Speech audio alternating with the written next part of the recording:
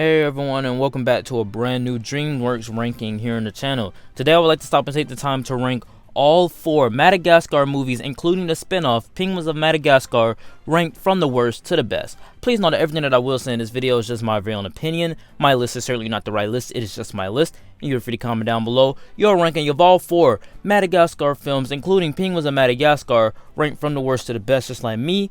Or you could just do your favor. Please don't forget to check out that Twitter that's going to pop up on your screen right now. Like, comment, and subscribe. And without further ado, let's just get right into our ranking. Kicking off my list at number 4 for me has got to go to Madagascar 3, Europe's Most Wanted. This has the best animation, but I can't help but wondering, doesn't the designs look a lot different than they did? I mean, same with Kung Fu Panda 3. I mean, the designs look drastically different from what we have seen before. But I saw this movie in the theater, just like Kung Fu Panda 3, just like Shrek the Final Chapter, and also just like Puss in Boots. So, I mean, I've seen all 3 movies of these DreamWorks franchises in the theater. But I gotta say, after the first circus act, this film falls short to me. What was once a welcome departure from the Welcome to the Wild City Animals plot is now a boring final chapter that has some dazzling scenes like the fireworks circus act. I really did love all of that. They were trying to impress that American just to go on the American tour. But overall, our 4 animals that we've come to know and love are put to the background in service for circus animals. I just feel like this film was very different and very much a departure from what these films were in a sense. And honestly, there is some character development here, but in the end, we spent 3 movies building up to this conclusion, and it was predictable. Kicking off my top 3 list for me has got to go to Penguins of Madagascar, the movie. I love the spy side of this film. The penguins are a great flavor to the whole entire franchise. I mean, I love the penguins. They're awesome. Like I said, they're awesome side characters to have. But in the end, this film did nothing but show us some weird aspect ratio changes. Like sometimes it'll go from that full screen to now widescreen to cinematic type screen. And then it also changes from that full screen to the widescreen to make it more 3D. So there are some 3D scenes inside of this film. And there is some cool action, I might admit, with the octopi and everything like that. They can do a lot of twisty things. So that kind of makes the action a little bit more dynamic. The penguins are more dumb in this film, though. They had a perfect opportunity to make an awesome spy movie with these cool side characters. Do you guys remember when Alex in Madagascar 2 said, "Who made you king of the plane crash?" And Skipper and Rico did this? "Who made you king of the plane wreck?" Excuse me. That was cool to me. Like, how can you not say that was cool? Rico just pulls out a knife and Skipper says, "Excuse me?" And then like holds Rico back. Like he knows Alex is gonna get whooped with Rico with a knife. But I mean, now they're just penguins that back down to any type of animals. And now Skipper is just this dumb leader who eats cheesy dibbles all day. There are some interesting things in this film, but ultimately this origin story / spinoff doesn't do these characters any justice. My runner-up at number 2 has got to go to the original Madagascar. I grew up with this film. I still have the DVD of it, and I loved it, and I still love it till this day. But now, since I'm older, it's still good, but just not that good as I remember.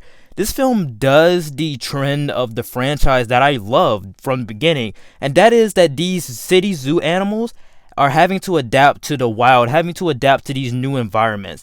Everything in this film basically wrote itself. I mean, these zoo animals, they escape from the zoo to try to get their friend back, and in the end, the humans fear them. So then they tranquilize them with darts, ship them over to Africa where they belong because the animals did break out of the zoo. So they try to ship them off to Africa, and then they end up in a fight because they have their own personalities, and now they're shipwrecked onto Madagascar, and that's basically where the film takes place, and I love that. I love the fact that it's so unapologetically New York because every character inside of this film is from New York animals. You know, they grew up in New York, so they feel like that's their home. Also introducing some lively characters like Marty and Alex and Gloria and Melman, and also King Julian in the mix, which is a very funny character. And although Alex was my favorite character, he is still not that very likable in this film, and kinda a little bit in the second film as well.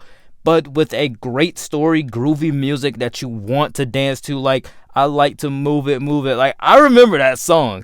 This film is very nostalgic for me. And let's not forget about the cool cast in this. I mean, you got Chris Rock, you got Ben Stiller, David Schwimmer, Jada Pinkett Smith. This cast is just great to me. But coming in at my number one for me has got to go to Madagascar 2 Escape to Africa. Truth be told, I was scared of this film growing up. I mean, it was only because of the volcano scene, and I didn't really like that because all the animals had on different African makeup. Okay, I was scared of a lot of things, a lot of these DreamWorks sequels, Kung Fu Panda 2, now Madagascar 2.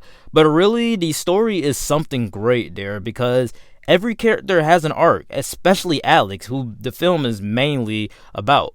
We get a great environment like Africa, and we finally get to see how these city animals react to their own kind, to their own species. We get to see Melman interact with other giraffes like him. We get to see Marty get to run with other zebras like him. And each character having a realization that each of their species aren't what they thought they were going to be. This also expands the world a lot because, I mean, we're also going from Madagascar to Africa, introducing in some more characters like Alex's parents. We have great humor and dialogue that also introduces some great tension between the group. And I think that this film has the best design for all of the characters with the updated animation from the original. We throw in some great characters like Moto and also Bernie Mac's dad figure. I just thought overall this film was the most enjoyable but also entertaining on this list. But overall, I just thought that this film was the most entertaining but also the most enjoyable on this list. This is why Madagascar 2 Escape to Africa has to come in at number 1. Alright guys, that is it for the ranking. Please know that everything that I did say in this video is just my very own opinion. My list was certainly not the right list, it was just my list, and you're free to comment down below your ranking of all 4 Madagascar films, ranked from the worst to the best just like me, or you could just do your favorite. Please don't forget to check out that Twitter that's going to pop up on your screen right now. Like, comment, and subscribe, guys. Please don't forget to come back next week for another DreamWorks ranking. With that being said, I will see you guys next time. Peace.